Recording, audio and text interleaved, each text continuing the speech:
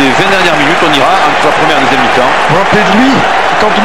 McHugh, l'arbitre irlandais, avait été agressé par un supporter en Afrique du Sud, lors d'un match Afrique du Sud-Nouvelle-Zélande, c'est lui, Macco, qui avait mis un bourre-pif aux supporters trop zélés, alors que Murdoch ici s'est infiltré dans le camp des Néo-Zélandais. Gregan, Lyon, Gregan pour Tukiri. Alors on a des forces de frappe côté Australie, on avance sur les impacts. Gregan, Larkham, Flatley, allez, retour au jeu. Gregan, voilà. Larkham, tape à suivre. Voilà, mauvaise inspiration directement en touche. Ça va pas du tout, monsieur Larkham. Ah, c'est dommage, j'étais venu une position centrale, venir presque bas le côté droit. Et oui, quand on est placé dans la position centrale du but d'ouverture, vous avez l'occasion d'aller à droite et à gauche. Et pour le défenseur, c'est dur de savoir où vous allez aller. Voilà pourquoi, au dernier moment, en venant sur le côté droit, vous avez l'initiative du jeu et vous pouvez amener en surplus. Malheureusement, le petit coup de pied par-dessus est sorti directement en touche. Remise en jeu, mais à la moue pour les All Blacks, dans le camp de Nouvelle-Zélande. Prise de barre Harrison.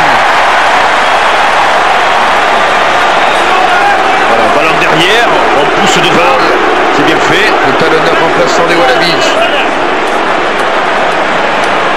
Gregan. Larkham maintenant. Larkham toujours qui s'infile, qui entre dans les 22 mètres, qui cherche le soutien, qui le trouve dans la personne de Paul, son talonneur. Gregan pour Lyons pour Morlock. Sauf qu'il peut dans le camp des Blacks. C'est une nouvelle vague des Blacks en contre-attaque. Mais intervention de Monsieur White qui pénalise les Néo-Zélandais. Et oui, Modger, le numéro 12, était en position de hors-jeu sur cette initiative australienne.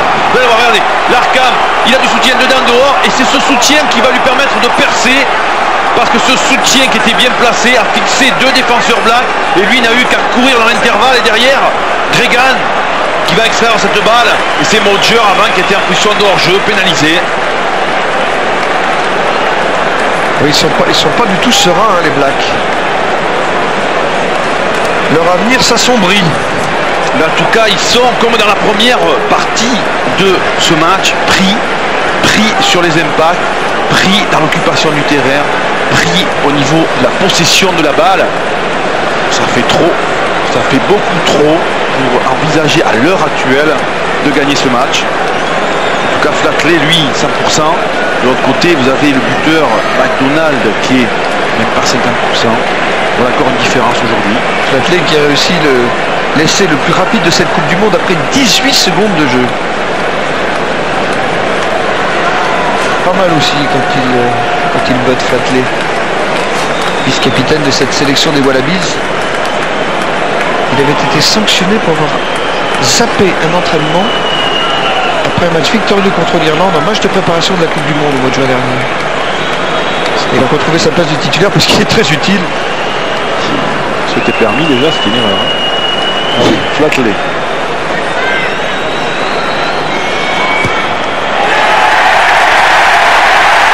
Et la rumeur qui enfle, parce que Flatley vient de rajouter 3 points et l'Australie mène 19-7.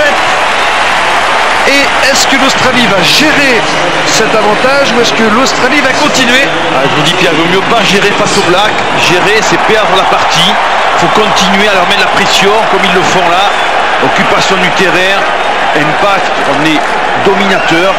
Quand les Blacks jouent à reculons, c'est plus pareil. D'ailleurs, vous voyez pas Spencer qui est le maître à jouer, on ne le voit pas aujourd'hui en tout cas pour l'instant. Pour l'équipe d'Australie qui libère cette balle pour Gregan, derrière pour Larkham. Larkham pour Rogers. Coup de pied de Rogers et la balle qui sort en touche dans le camp des All Blacks. Ah, que c'est bien joué l'utilisation pied droit, pied gauche. Vous avez pied gauche de Rogers, et quand le 10 fait la passe au joueur suivant, l'ailier grand côté est obligé de monter. Je parle de l'ailier défensif, l'ailier black. Et voilà pourquoi sur cette passe, vous ne pouvez pas taper dans son dos. Bien vu, messieurs les Australiens. Mais à la moue pour la remise en jeu à la touche. Derrière lui, Joel Judge. Il a porté le maillot de Colomiers, demi-mêlée avant un certain Fabien Galtier, Joel Judge. Jack. À deux mains, le deuxième ligne des Néo-Zélandais qui doivent s'organiser sur la ligne médiane.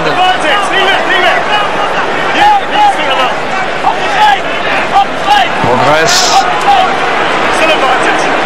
Et oui, regardez ce qu'on vous parlait tout à l'heure. Pour les fixer, mais on trouve la parade avec des ballons portés. Côté néo-zélandais, puisque les impacts n'avancent pas, il faut avancer, grouper. Paul pour Spencer, Spencer pour Modger, Modger pour Hollett, Hollett encore qui rafute, Hollett toujours, Hollett qui sert bien, Rocco Soko dans les 22 mètres de l'équipe d'Australie. Keller a libéré pour Modger, Modger pour Thorne pour Mealamou. Plaqué encore par ce diable de Smith qui découpe en rondelle tout ce qui passe devant lui. Mouliena. Keller. Meus. Et encore un coup de sifflet de Monsieur White qui cette fois donne la balle au Néo-Zélandais. Carlos Spencer, que va-t-il faire? Pénal touche ou tenter la pénalité? En tout cas, on était en position de hors-jeu côté australien. Ah, vous avez vu, dès qu'on a le contrôle de la balle de part et d'autre, on met les joueurs adverses à la faute. Regardez l'agilité de Rocco Soko qui, malgré son gabarit, est capable de flirter avec la ligne de touche. Ah, et c'est un félin, il a de la classe, de la grâce. Regardez, il essaie de ne pas mettre le pied en touche. Crochet intérieur à Rogers qui va le prendre juste derrière. Les Blacks qui essaient de revenir à 10-19.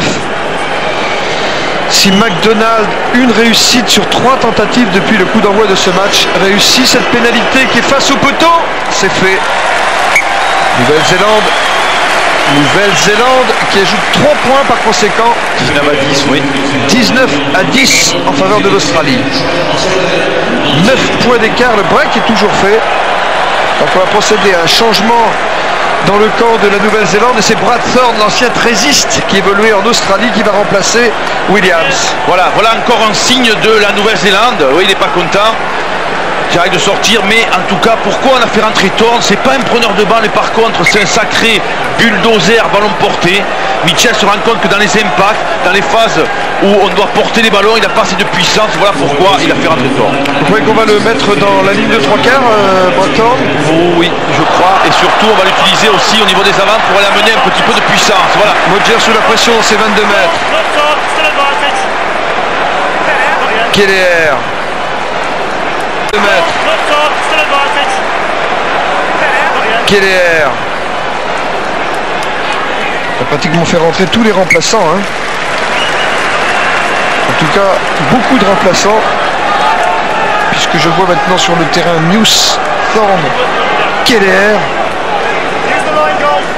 Et bien voilà l'utilisation, Pierre, de joueurs à bon escient. On a fait rentrer Keller qui a mené autre chose que Marshall, mais dans cette rencontre, en tout cas, ça sert. D'habitude, dans les 25 dernières minutes, hein, les Blacks, ils ne prennent 0 points. En revanche, ils marquent 25 points. Ouais, bah écoutez, voyons s'ils en sont capables aujourd'hui face à ces Australiens qui avancent toujours, en tout cas sur les impacts, qui jouent à l'avancement, c'est plus facile.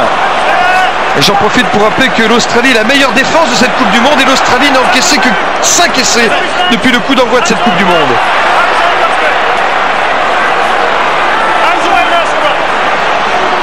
Jeremy Paul, le talonneur des Australiens qui récupère la balle. C'est dans le camp des All Blacks. Gregan pour l'Arkham. L'Arkham qui libère cette balle. Gregan va la sortir. Voilà, c'est fait. Flatley, combinaison avec Paul. Gregan pour Flatley. Flatley pour Saylor. Mis au sol. Ballon libéré pour Flatley. Gregan, toujours les Australiens. Avec Lyons maintenant, percussion. Le successeur de Kefu. L'Arkham pour Flatley. Flatley qui cherche le soutien, qui trouve le soutien de Rogers. C'est la ligne des 22 mètres des Blacks que vous voyez là, avec Smith.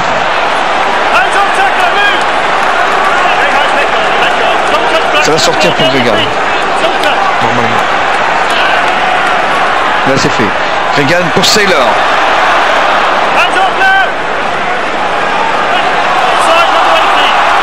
Tukiri. C'est lui qui peut mettre le feu. Parce que lui, il cherche pas le contact, hein, il cherche le slalom. Oui, maintenant en position d'hors-jeu et ça va pas profiter. Regardez, il tape le drop. Si ça passe, c'est bon. Ah oui, les 9 sont des coquins, mais ils ont raison. On l'avait vu tout à l'heure avec Marshall qui a lui a tapé un drop rasement, mais il cherchait la pénalité parce qu'il savait qu'il y avait eu faute juste avant. Il a Gregan, il a tenté, ça n'a pas réussi, mais il savait qu'on avait pénalité parce qu'on s'est mis en position de hors-jeu côté Black. Donc 3 points de plus, peut-être, en faveur des Wallabies qui font toujours la course en tête et qui jouent avec une tranquille assurance. Et ils ont tous les ballons, ils ont les impacts, comme on vous l'a déjà dit, ils sont les premiers partout sur tout ce qui fait la force d'un rugbyman. Les plaquages, on avance en défense, on stoppe les actions, même si elles font 10 temps de jeu, on stoppe les actions Black. Et puis surtout, on a la meilleure mise sur ce ballon. Et en rugby, quand on fait que défendre, on ne gagne pas le match. Ces deux équipes se connaissent par cœur, hein. Elles se rencontrent au moins 2 fois par an. Coupe du Monde oblige, c'est la 3e fois.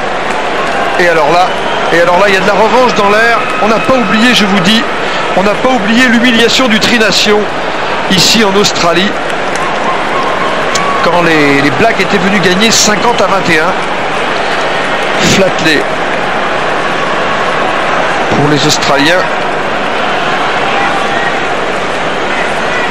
Pour passer à 22 à 10 en faveur de la Nouvelle-Zélande, de l'Australie face à la Nouvelle-Zélande.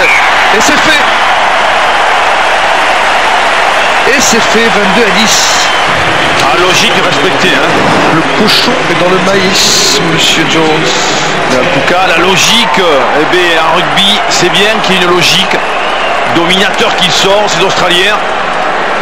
Allez, il y a suffisamment encore de temps pour revenir au score côté néo-zélandais. Vous l'avez dit, 25 points dans les 25 dernières minutes. Alors sont-ils capables aujourd'hui? Allez, renvoi, on va solliciter Harrison qui n'a pas contrôlé. C'est Somerville maintenant pour les All Blacks.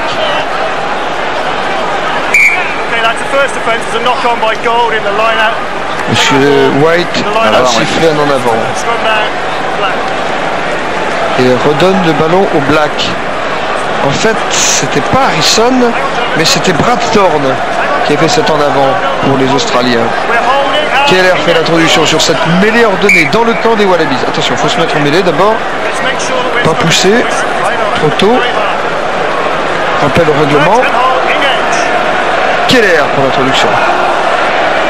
Collins garde la balle en 3e ligne. Keller. Spencer. Allez, McDonald. Il qui avance pas, il n'est pas assez physique, c'est pas son jeu, la pénétration. Thorne.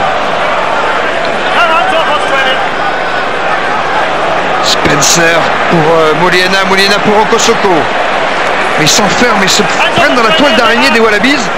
Vous avez le signe là, oui. 3 Blacks, un seul Australien au sol. Voilà un signe d'impuissance physique. Je dis bien d'impuissance physique pour les Blacks qui subissent les impacts. Tchac. Tentative d'échapper de Muse. Les Blacks s'approchent de la ligne des 22 mètres des Australiens. Howlett expulse tout de suite ce ballon pour Merlamou qui essaie de passer. Il a au moins passé les bras et il a pu donner à Macco qui entre dans les 22 mètres des Wallabies. Le ballon libéré. Derrière pour Spencer. Spencer pour Howlett. Howlett encore. Oh, plaqué par Flatley et Howlett qui va en touche dans les 22 mètres des Australiens. Ah, il a envie de ballon, Howlett, il n'en touche pas suffisamment, alors il vient les chercher de son aile opposée. Voilà, il le sollicite, il a du jus, il a du peps. Et il faut un super plaquage, là, un plongeant de Flatley et couverture de Rogers pour mettre Howlett en touche. Oui, et le stade olympique de Sydney a vraiment en ce moment la fièvre jaune. On va le soigner, oui, saignement. On va soigner Flatley. Voilà pourquoi il y a arrêt de jeu. Et aussi Flatley fait effectivement dans son rôle de buteur un match remarquable.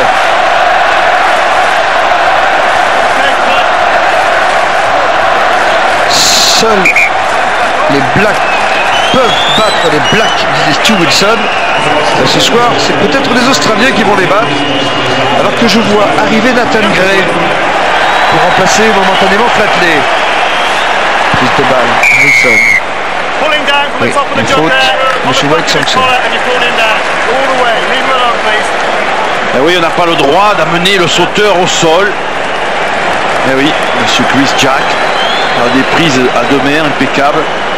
Et derrière, on va le tirer voilà, vers le bas. On n'a pas le droit. C'est Jack le fautif. pénalisé par conséquent. L'occasion pour les Wallabies qui sont sous la pression dans leurs 22 mètres là, par Rogers, de renvoyer le ballon le plus loin possible de leur ligne de but. C'est fait. Ah, beaucoup d'attitude dans la démarche de Carlos